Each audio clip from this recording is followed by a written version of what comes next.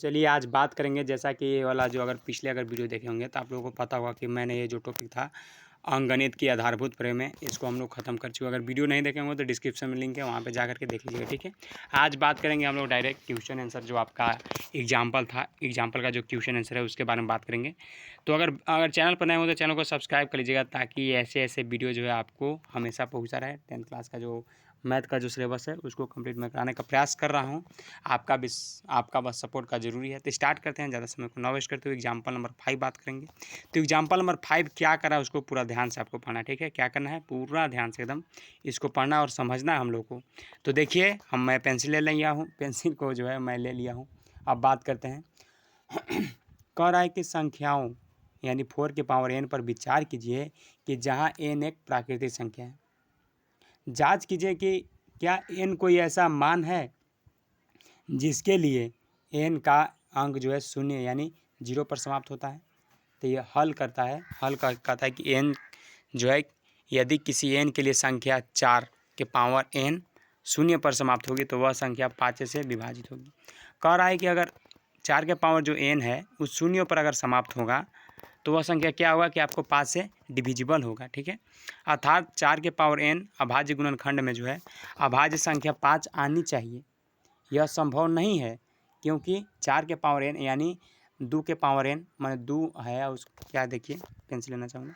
जैसे 2 लिया है ना, 2 लिया, उसके बाद क्या किया, 2n किया है। कहने का मतलब वही है, 4 के पावर n कीजिए या 2 का 2 दूना 4 होगा, फिर क्या होगा, n होगा। तो वही बात किया है, तोड़ दिया इसको, कोई सा दिक्कत नहीं है। 2 के पावर 2n है। इसी कारण जो है 4 के n के गुणनखंड में जो है केवल अभाज्य या अभाज्य संख्या यानी 2 ही आ सकता है, 2 ही आ सकती है।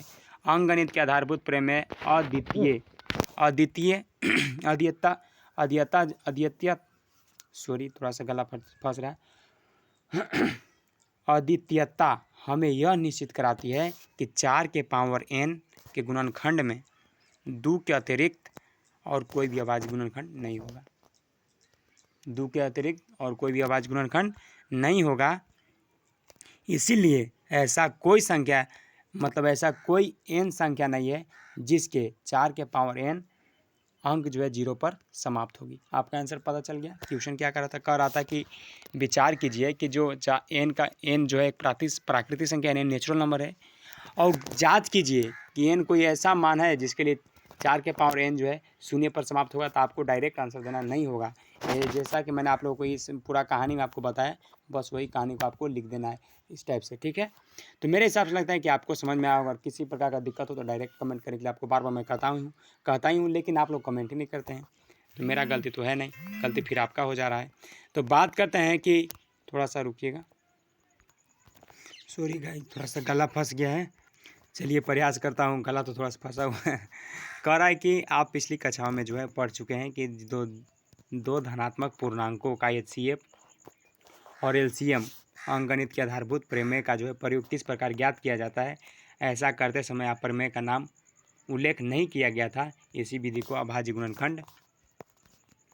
गुणनखंड विधि से भी कहते हैं, यानी प्राइम फैक्टराइजेशन मेथड। जैसे कि आप लोग जानते हैं कि प्राइम फैक्टराइजेशन मतलब जैसे कि आप लोग सिंपल लघुत्तम लेते हैं तो उसी टाइप से लेना है, इसमें भी वैसा कोई दिक्कत नहीं। जैसे अभी आगे बात करेंगे, जैसे एग्जाम्पल नंबर 6 को देखिए, कह रहा है कि 6 और 20 को अभाज्य गुणनखंड यानी HCF और LCM विधि से ज्ञात करने के लिए कह रहा है।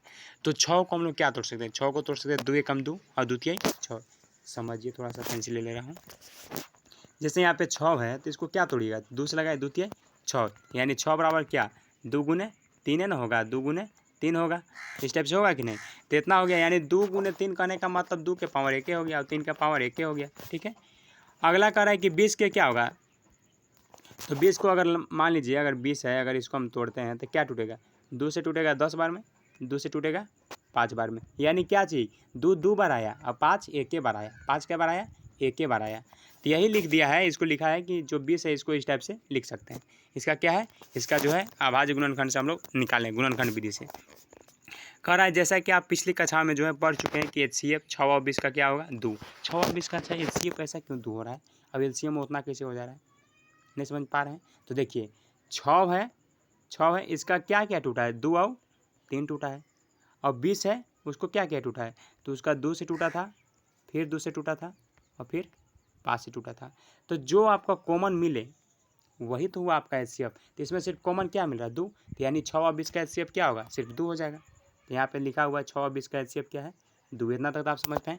अब देखिए LCM 6 और 20 का क्या होगा, तो 6 और 20 का देखिए LCM आपका क्या होगा, देखिए 6, इसको क्या हुआ 2 गुने 3, और 20 का क्या हुआ, 20 का आपका हुआ 2 गुने 3 गुने सॉरी वो इसको मिटा देते हैं, ऐसा तो नहीं है सिस्टम।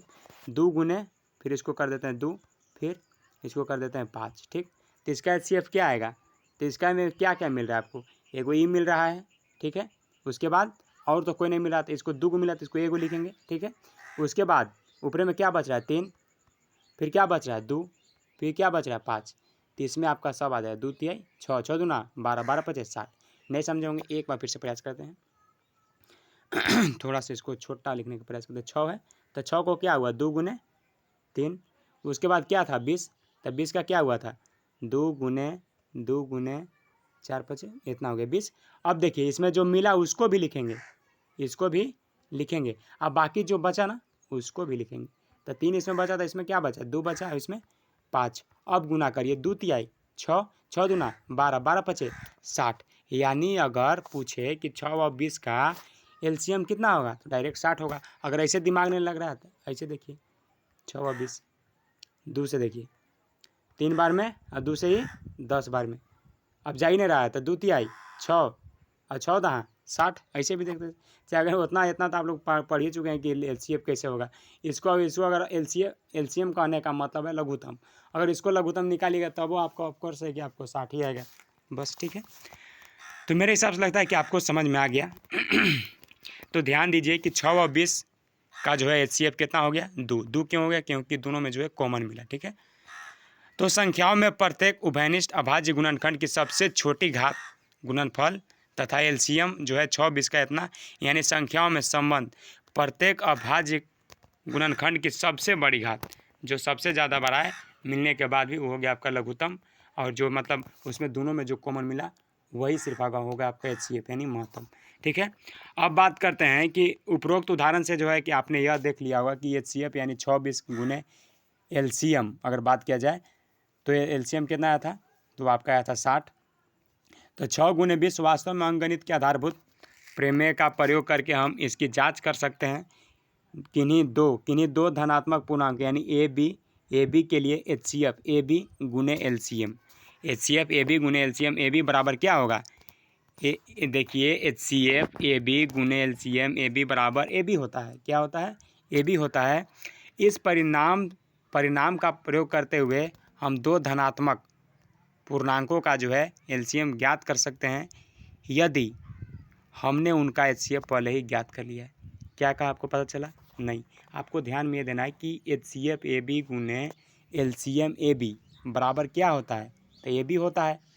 तो इस परिमाण का जो प्रयोग करके हम दो धनात्मक पूर्णांकों का LCM ज्ञात कर सकते हैं यदि दो को पूर्णांक धनात्मक पूर्णांक का क्या ज्ञात कर सकते हैं LCM ज्ञात कर सकते हैं यदि हमने HCF पहले ही ज्ञात कर लिया। पहले ही अगर ज्ञात कर लिया, जो नहीं मिला हुए तो होगा ना आपका LCM में बस।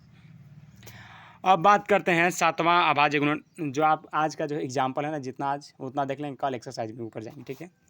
बात करते हैं 7वां कि कह रहा है कि अभाज्य गुणनखंड विधि द्वारा जो है 96 और 404 का HCF, तो ये भी आप निकाल लीजिए, इसमें कोई दिक्कत नहीं है, आराम से निकाल लीजिए। क्या कीजिएगा, पहले दोनों का लघुत्तम लीजिएगा अभाज्य गुणनखंड के द्वारा, उसके बाद दोनों में जो मिलेगा बस वही आपका HCF हो जाएगा। तब पहले 96 के लिया था, 96 क्या हुआ 2 के पावर 5, 96 के क्या हुआ 2 के पावर 5, और इसमें कितना हुआ 2 के पावर 2, तो इसमें 2 गुना हुआ। देखिए जब 96 था तो इसका हुआ 2 के पावर कितना 5 गुने कितना आया है 3, और इसमें कितना है ये 404 में, तो 404 में आपको दिख रहा है कि 2 के पावर 2 है और फिर 101 आ गया है। तो आप सोचिए कि यहाँ 2 गो है और यहाँ 5 गो है, तो एक में से तो 2 गुना आएगा, तो 2 गो है इसका मतलब 2 के पावर 2 आएगा, तो 2 दूना कितना हो जाएगा 4, तो इसका HCF क्या हो जाएगा डायरेक्ट लिखेंगे 4। साथ ही अगर LCM अगर बात किया जाए तो LCM कितना हो जाएगा 4, ये तो हो ही गया, ठीक है, यानी 2 तो आ ही जाएगा कॉमन, अब बाकी जो बचा वो क्या होगा आपका LCM आ जाएगा, ठीक है। अच्छा LCM में कौन कौन आएगा नहीं समझ में आ रहा है, तो समझ में नहीं आ रहा तो यहाँ देखिए जैसे 96 है, ठीक है, इसको कितना हो गया 2, पहले हम देखिए हम डायरेक्ट पावर लिख रहे हैं 2 के पावर 5 यानी 2 3 4 5 हो गया। उसके बाद क्या है, उसके बाद सिर्फ 3 बच रहा है, 3 लिख दिए। उसके बाद देखिए 2 गुने 2 यानी एगो ई हो गया, एगो ई हो गया, तो इसका क्या हो गया 2 गुने 2। अब बाकी कितना बचा, ई 2 बचा, ई वाला 2 बचा, ठीक, ये लिख दिए यहाँ पे। उसके बाद क्या बचा, ई 2 को बचा, तो डायरेक्ट लिख दिए 2 दूना 4। अब कितना बचा 3। अब इसमें भी कुछ बचा था, देख इसमें बचा था 101, 101 बचा, तो गुना कर दीजिएगा, ठीक, तो आपका फिर आ जाएगा एलसीएम। बस उतना ही किया है। उसके बाद क्या किया है, यहाँ पे सॉल्व कर दिया हुआ है, ठीक है।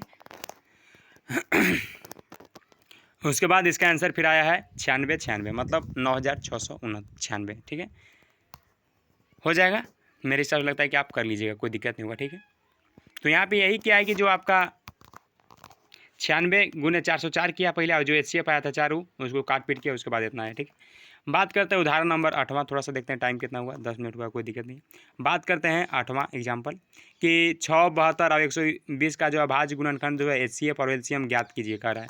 तो अगर बात किया जाए तो इसको अभाज्य गुणनखंड पहले 6 के तोड़ा इतना टूटा, 72 के इतना टूटा, फिर 120 के इतना टूटा, ठीक है। उसके बाद कह रहा है कि 2 और 3 प्रत्येक में उभयनिष्ठ गुणनखंड है, ये सबसे छोटी घात है, तो इसका HCF क्या हो जाएगा 6 हो जाएगा, ठीक है। तो इसका HCF हो गया 6। उसके बाद अतः 2, 3 इतना इतना को जो है प्रत्येक अभाज्यखंड की सबसे बड़ी घात संख्याओं का संबंध, तो इसका इतना हो गया, इतना क्या होगा HCF हो गया 6, सॉरी हाँ HCF हो गया 6 और LCM कितना हो गया 360। तो फिर कह रहा है टिप्पणी में क्या दिया हुआ उसको देखिए। टिप्पणी में कह रहा है कि ध्यान दीजिए कि 6 और 72 गुने 120 बराबर HCF, 6, 72, 120 गुने LCM। कहने का मतलब है 6 गुने 72 गुने 120।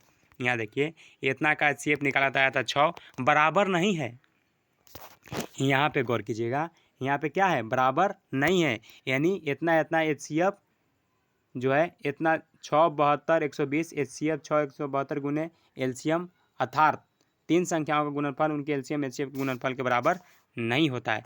तीनों जो बराबर नहीं होता है, क्यों, क्योंकि उसमें तो आपको तीनों नहीं मिल रहा प्रॉपर वे में, इसी चलते, ठीक है।